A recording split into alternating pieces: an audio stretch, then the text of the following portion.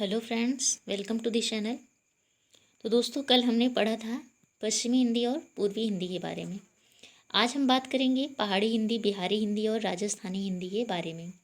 दोस्तों, इसे आप शॉर्ट नोट्स के तौर पे बना लेंगे, यानी कि आपको बाद में रिवाइज करने के काम में आएगा। या इसके साथ ही हम हिंदी सब्जेक्ट के जितने भी ऐसे प्रश्न हैं जो बार बार पूछे गए हैं, और यह प्रश्न ऐसा होता है कि हमें आते हुए भी एग्ज़ाम में हमसे गलती हो जाती है।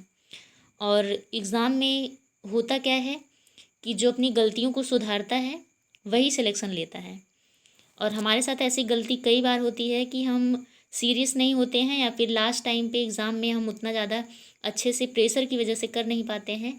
उसमें गलती होने की वजह से भी हमारा 2 या 4 नंबर से ही चूक जाता है। तो इस बार हम ऐसा नहीं करेंगे। आप सब जानते हैं कि इस समय पे कोरोना का टाइम है और जल्द ही यह समय समाप्त होने वाला है, और जो एग्ज़ाम है वो सभी स्टार्ट होने वाले हैं। तो आप अपनी तैयारी को बेहतर रखें तो ज़्यादा अच्छा होगा, ताकि आपको एग्ज़ाम में किसी भी समस्या का सामना ना करना पड़े और चुनाव से पहले आपका जो सिलेक्शन है वो हो जाए। तो दोस्तों, इसके साथ ही आइए चलते हैं हम अपने प्रश्न की तरफ और देखते हैं कि आज का पार्ट क्या है। तो हम यहाँ पर सबसे पहले पढ़ेंगे कि पहाड़ी हिंदी, यानी कि जो पहाड़ी हिंदी है उसमें कौन कौन सी बोलियाँ आती हैं।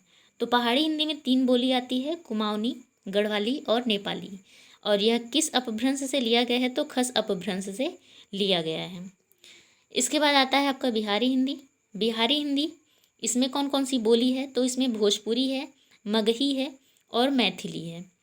तो भोजपुरी का जो क्षेत्र है आप समझ सकते हैं, यहाँ पटना से लेकर के देवरिया, बलिया, यहाँ तक कि यूपी का कुछ भाग जो है गाजीपुर, यहाँ पर भी भोजपुरी बोली जाती है। ठीक।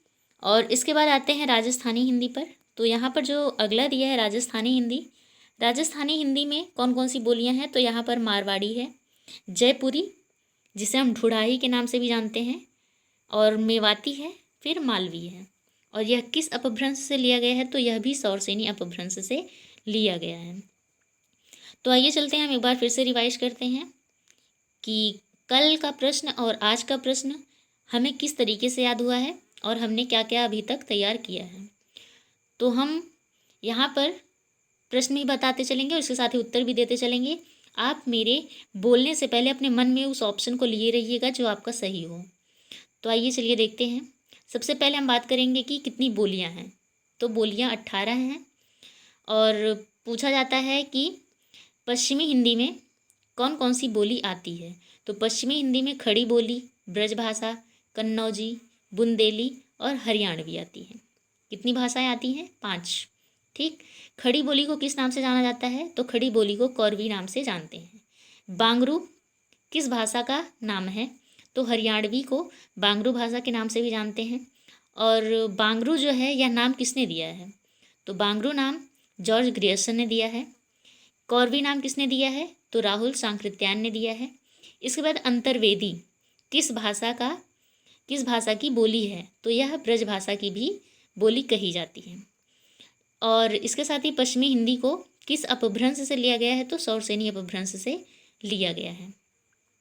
अगला प्रश्न यह है कि ये जो खड़ी बोली है इसका और कोई नाम है? अगर नाम है तो कौन कौन से? तो खड़ी बोली का जो और नाम है वह है जैसे हिंदुस्तानी, नागरी, सर हिंदी, इसे भी हम खड़ी बोली के नाम से ही जानते हैं। खड़ी बोली का अर्थ क्या है? तो खड़ी बोली का अर्थ होता है परिनिष्ठित या टकसाली।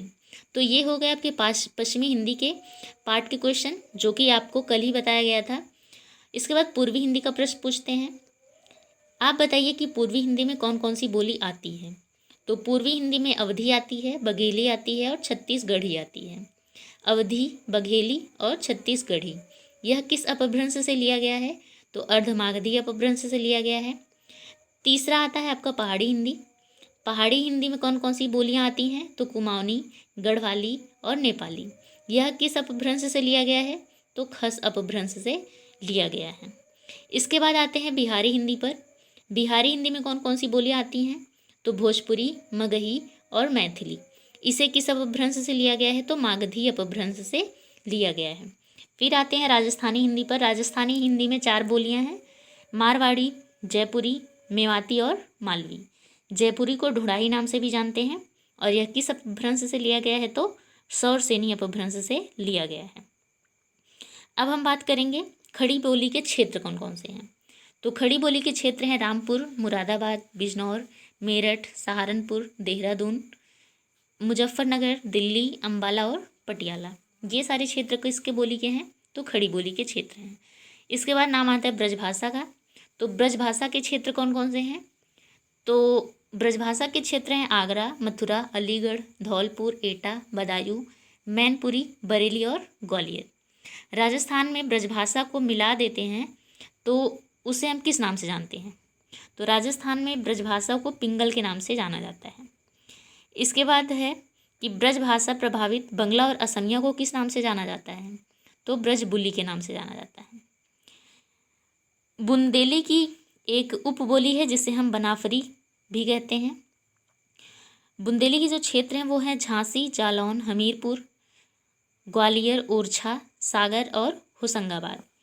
इसके बाद बात करेंगे कन्नौजी क्षेत्र की। तो कन्नौजी क्षेत्र में इटावा, फर्रुखाबाद, शाहजहाँपुर, हरदोई और पीलीभीत का नाम आता है। फिर आता है हरियाणवी।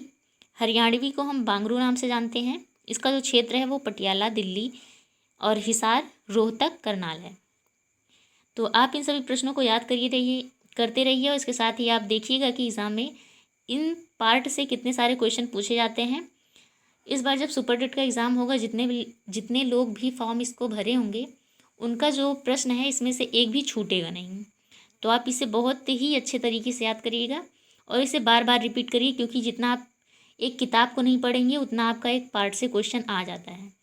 इसलिए सबसे पहला आपका जो काम है वो है कि आप इसे अच्छे तरीके से याद किए रहें ताकि आपका इससे कोई भी प्रश्न छूटे ना। तो दोस्तों आज के लिए बस इतना ही। Thank you.